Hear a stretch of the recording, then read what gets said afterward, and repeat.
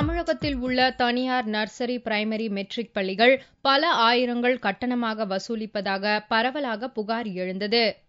இதனைத் தொடர்ந்து தனியார் பள்ளிகளில் கல்வி கட்டணத்தை நிர்ணயிக்க நீதிபதி கோவிந்தராஜன் தலைமையில் கமிட்டி அமைக்கப்பட்டு கல்வி கட்டணம் நிர்ணயிக்கப்பட்டது.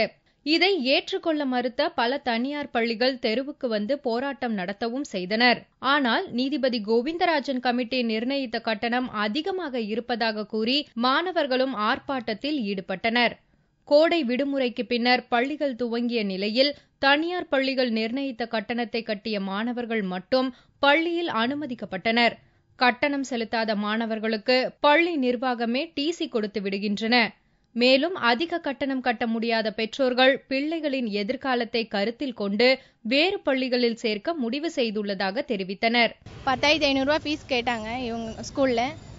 நாங்கள் எங்களால் கட்ட முடியல, ஃபீஸ் கம்மி பண்ணுங்க. நாங்கள் 2 வாரமாக கேட்டுகிட்டே இருக்கோம். அவங்க எதுவும் கம்மி பண்ணுற மாதிரி தெரியல. கவர்மெண்ட் கட்டுற ரேட்டுக்கு நாங்கள் கட்டுறோன்றோம். அதுவும் அவங்க மீறி அதை நாங்கள் கம்மி பண்ண மாட்டோம்ட்டு சண்டை தான் வருது. பிரச்சனை என்னத்துக்குன்ட்டு பேசி பேசி பார்த்தோம், எங்களால் முடியல. நாங்கள் நிர்வாகத்துக்கிட்ட கேட்டதுக்கு அவங்க சொன்னாங்க, மேனேஜ்மெண்ட்ல முடிவு எடுத்திருக்கோமா, இதுதான் ஃபீஸ், கட்ட முடிஞ்சா கட்டுங்க, இல்லை டிசி வாங்கிட்டு போயிடுங்கன்ட்டாங்க.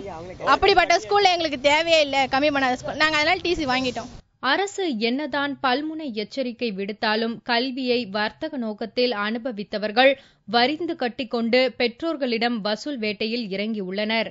அரசின் கட்டணத்தை அறிவிப்பு பலகையில் ஒட்டாமல் உதாசீனப்படுத்துவதால் தமிழகம் முழுவதும் பல லட்சம் குழந்தைகள் தங்களின் கல்வியை இழக்க வேண்டிய நிலை ஏற்பட்டுள்ளது. எனவே இதுபோன்ற தனியார் பள்ளி மீது கடும் நடவடிக்கை எடுக்க வேண்டும் என்று பெற்றோர்கள் கோரிக்கை விடுத்துள்ளனர். யார் காசு கட்டினாங்களோ அந்த பிள்ளைகளை மட்டும் தான் நாங்கள் உள்ள அனுமதிப்போம். மற்ற பிள்ளைகளை நாங்கள் உள்ள அனுமதிக்க மாட்டோம்ன்றாங்க. நாங்கள் தொடர்ந்து 10 நாட்களாக இந்த போராட்டம் நடத்தின்னு வரோம். இது எல்லா மீடியாக்களையும் வந்துட்டு இருக்கு. அரசு பார்வைக்கும் நாங்கள் எத்தனையோ முறை இது பண்ணியிருக்கோம். முதலமைச்சருக்கும் நாங்கள் ஃபேக்ஸ் அமைச்சிருக்கோம். அப்படி இருந்தும் இந்த கல்வி நிறுவனம் விடாப்படியாக நாங்கள் ஃபீஸை குறைக்க மாட்டோம். உங்கள் பிள்ளைங்களை நாங்கள் சொல்கிற அமௌண்ட்டுக்கு நீங்கள் ஃபீஸ் கட்டினா கட்டுங்க, அப்படி இல்லைனா வேற இதுக்கு பள்ளிக்கூடத்தில் சேர்த்துங்கன்னு சொல்லிட்டு விடாப்படியாக சொல்கிறாங்க. இதனால் பாதிக்கப்பட்டது ஒரு 600-700 பிள்ளைகளோட வாழ்க்கை இதனால் பாதிப்புக்குள்ளாயிருக்கு. இதுக்கு தமிழக அரசு தான் ஒரு தக்க முடிவு எடுக்கணும். அதிக கட்டணம் வசூலிப்பதை தட்டி கேட்க வந்த பெற்றோர்களை போலீசை வைத்து விரட்டுவதாகவும் பெற்றோர்கள் தெரிவித்துள்ளனர். பல லட்சங்கள் வசூல் வேட்டையில் ஈடுபடும் தனியார் பள்ளிகள் இப்போது போலீஸ் பாதுகாப்புடன் வசூலில் ஈடுபடும் அவலம் தமிழகத்தில் நிலவுகிறது.